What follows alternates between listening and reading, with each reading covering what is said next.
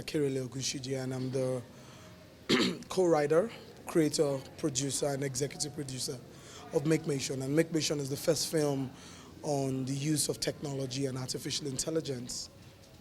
You want me to take it again? I should face the camera, okay. My name is Toyosi Akirele Ogunshiji, and I'm the creator, co-writer, producer, and executive producer of Make Nation. And Make Nation is the first film on technology innovation and artificial intelligence out of Africa. So now, let's say, being a great mind behind Make Nation, what are some of the challenges that you passed through, that you encountered? First, the scripting. Yes. To be able to balance trying to pass on a very powerful message without coming across as preaching to the people in very simple, subtle, relatable language. One of the very exciting things for me today, showing Make Nation at the Kenyan Innovation Week 2024, is that when we started to write the script for this film, our plan was just to make a big film on tech out of Nigeria to democratize the knowledge of technology and AI to young people in Nigeria.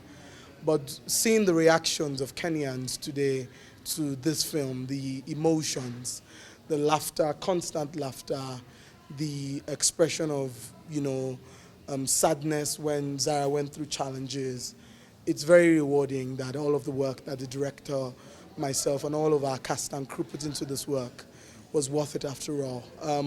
We faced a lot of challenges. First off, locations.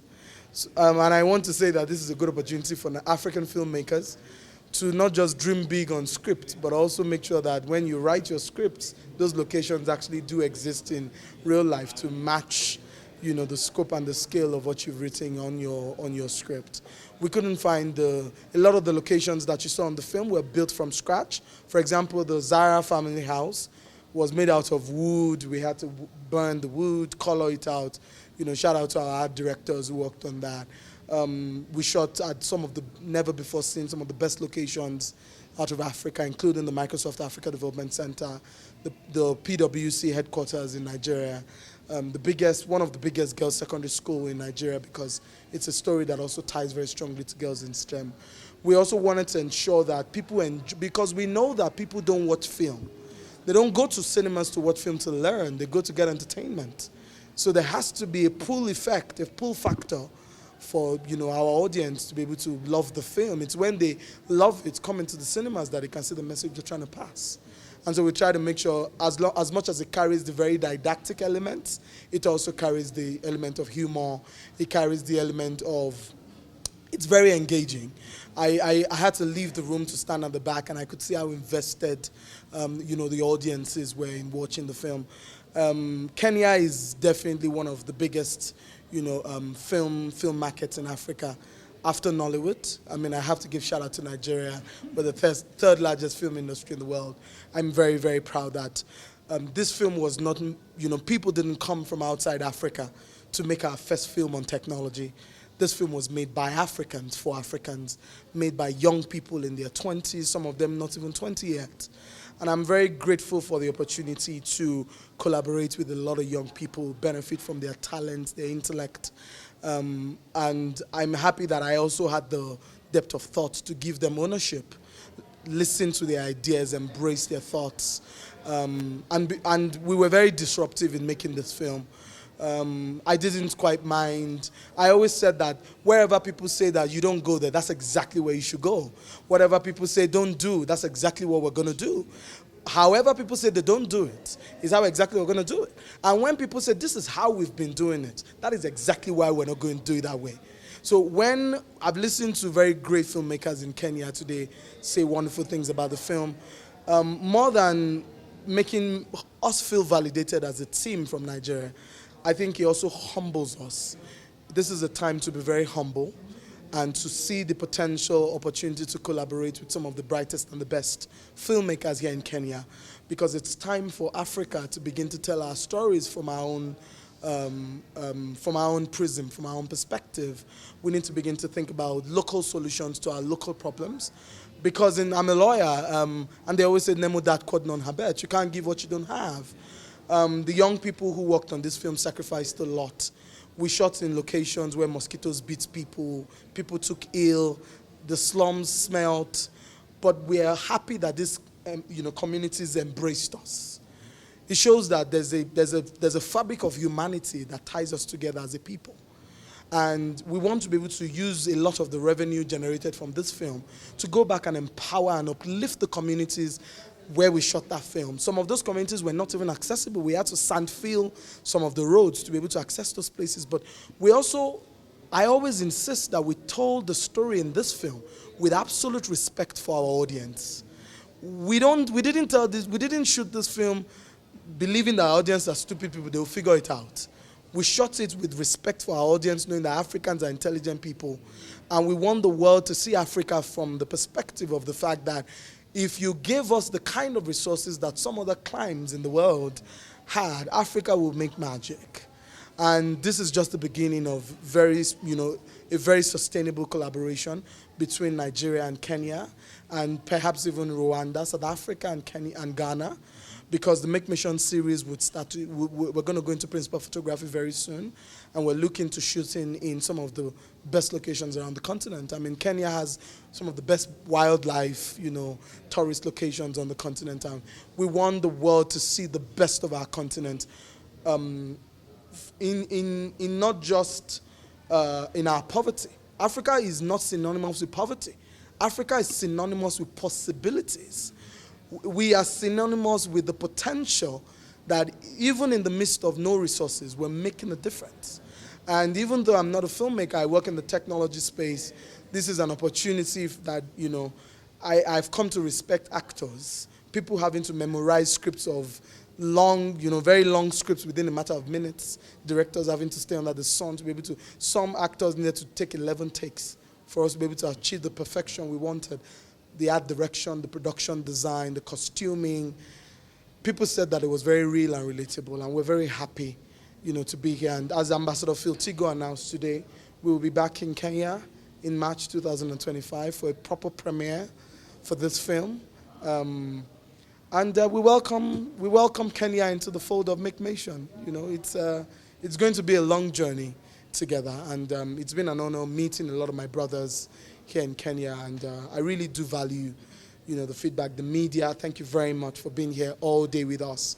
We know you could have been covering other events, doing other things. We're very grateful to the gentlemen and women of the press, the tech ecosystem, the policymakers, the government, Mr. Tony Mwansa of the Kenya, Innovation Agency. This is a beautiful country. I'm looking to go into Mombasa in the next few days. I'm looking forward to ugali and chapati, and I definitely will be back. Thank you very much. Okay, so you mentioned about young people. So what prompted you to work with young people? What is the beauty that you see, coming together with young people? Because so many people criticize young people. So what is the beauty that pulled you to young people? I started my career very young. I set up my first company as a student. I've always believed in young people. I spent the significant early years of my career working in core youth development. In fact, I was known to organize some of the biggest programs, youth programs, across the length and breadth of Nigeria. So I understand the nuances, the aspirations, and the talent of young people. I'm still very young, but I also don't want to take the shine off the forthcoming successor generation of our country and our continent. I've seen what young people can do in Nigeria and Africa, and we can all see it. Older people can live in denial about what young people can do. But the truth is that the talent and the skills and the capacity and the competence and the character and the grit and the determination of African young people is what will transform this continent. And it was a no-brainer for me. People believed in me is the reason why I was able to make this film. I'm very, very proud of my director, Michael Amasam, Mr. Akinrogunde. He's 29, and he directed this film. 29? He's 29. And he directed this film. The VFX artists, one of them is about 19, the other is about 20-something.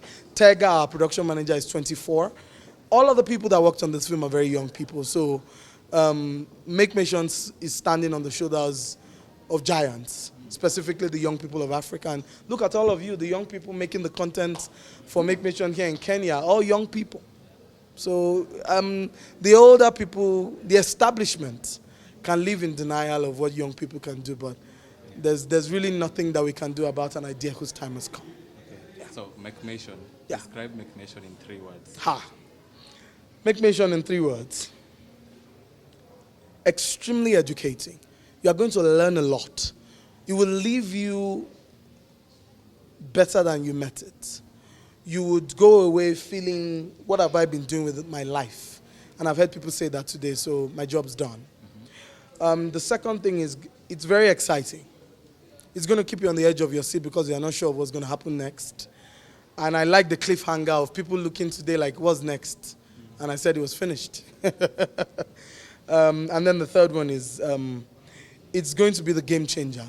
I like to describe it as 100% African, 1,000% game changer. This is the definitive film that will show the world the stuff that Africa is made of. And it's not because we, the crew, feel like we're better than anybody. I respect the talent of great filmmakers in Africa, Funke Akindele, Messi Aigbe, Tony Abraham, Ruben Udanga, Daudi Anguika, a lot of them doing really great work around the continent. Wumi Toriola, who's just come to top 7 in Nigerian box office. But we know that what we've done with this film is to be able to bring together entertainment and education in a very unusual way. So you don't feel like you're learning, but you are. And then you're going to laugh the whole time, but you're going to go home feeling like, I need to do something with my life. That's the plan. Last question. When we talk about technology, innovation, and AI, how is McNation embracing that and at the same time showcasing that? Technology, innovation, and AI. First, the sophistication of the cinematography of McNation shines through. It's clear. The production design shines through. But I need us filmmakers to understand that there is a very strong intersection between the creative economy and the digital economies. And that's why the panel session focused on the ethics of AI and the implication of repositioning Africa with filmmaking. We did a lot of research on this film. This is a very data-driven production. A lot of our decisions were very data, driven, very based on a lot of empirical information. We didn't guess anything. We wanted to also be very mindful of data privacy, wanted to be very mindful of product design. We also did a lot of research, like most of the projects that you saw the students building. We wrote the concept note at Rise Networks and built those projects from scratch. None of them existed before. We built them and we named them.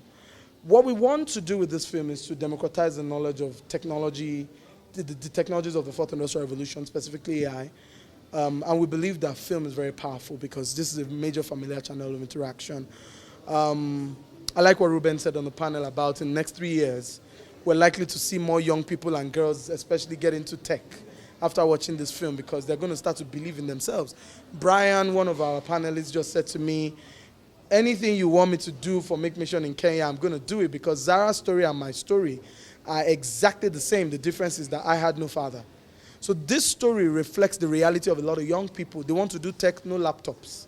They want to do tech, nobody believes in them. They want to do tech, there's no electricity, right? The resources, the scarcity of resources, the paucity of funds, access to labs, hubs where you can do practical innovation, not theoretical. Not we are talking about tech.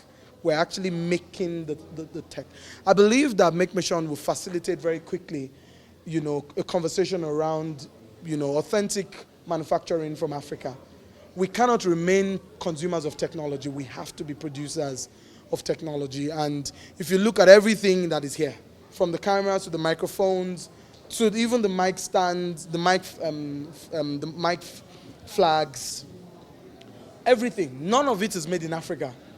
Everything is imported into Africa. And Africa would not be able to fulfill its potential in terms of economic development if we don't begin to become a more productive economy where the world also depends on us for products and services. And what Make Mission would do is to kickstart that conversation so that policymakers can see the importance of investing in digital economy and governance of the continent. And that's why I'm looking forward to the meeting of the ministers in March, which Ambassador Phil Tigo announced, that Make Mission would exclusively screen there. I want to thank all of you because the media is very powerful in this conversation and the media doesn't get the recognition that it deserves. So we also want to make sure that we do all that we can to put Africa on the global map. Thank you very much. And I would hope that's the last question. Okay, how did it feel coming up with Mecmation? So I did not produce Mecmation. She produced Mecmation. But just like I said in the session, Mecmation is futuristic. To be spiritual, I can say it's prophetic. And it's always beautiful when science and art sort of like meet. I can use the phrase that it simplifies the message, almost like bring the cookies to the lower shelf. I think it's going to be a very powerful learning tool for Gen Z, Gen Alpha, and even millennials to learn about the importance and the future, where we are going, and why all of us need to accept AI as an enabling tool and work with it. Yeah. You have another question? Yeah, no. You can continue. Just tell them to say watch Mecmation. They should give us an endorsement. Yeah. My name is Ruben Odang. Watch Mecmation. And this is the producer for Mecmation. Yeah. Cool. Yep. Any other question? We are good? Please ask him something around what he thinks about the quality and the skill of it. So, unlike many movies or series that are done around passing a message, NGO kind of films, I found this one to be very entertaining. You actually don't feel like it's preaching to you. It has very veteran actors, Nigerian actors we all adore. And the quality of the film, it's been shot very high-end cameras, cinema lenses, and anamorphic lenses. So what that does is that the story is so local, but that story can compete in any global platform because of how it's been shot. The quality of the picture, the quality of the grading, the quality of the cinematography, the quality of the storytelling, the quality of how the sound has been mixed. I found that to be very, very impressive. So kudos to the director. The quality of production design, when we were taken to the slums, we felt poor for real. And we were taken to the rich schools, we felt they were rich for real. It wasn't like make and feel kind of an idea. And kudos to the director and the producer and the executive producer for facilitating that kind of work and creating that quality. Yeah. So bouncing back to AI, what can you tell that one person who maybe has a negative aspect of AI and maybe detests what AI is coming with? So AI, it's an enabling tool. That's how I see it. In our space as filmmakers, you're already using it to help us structure our scripts, to shorten some processes like production design, editing, cleaning sound, 5.1, stereo, and stuff like that. It's an enabling tool, and the quicker we embrace it, it will ease in our work processes, and money that should have been used on something, is now diverted to more meaningful. So AI is here to stay. It's the future. It's the present. I'm sure those ones who interact with Gen Alpha already realize that our education system, the Gen Z and Gen Alpha, you can see Gen Alpha already AI-oriented. It's nothing to fear about. Embrace the future. Change is the only constant thing. Yeah. Thank you. Now, Madam Producer herself.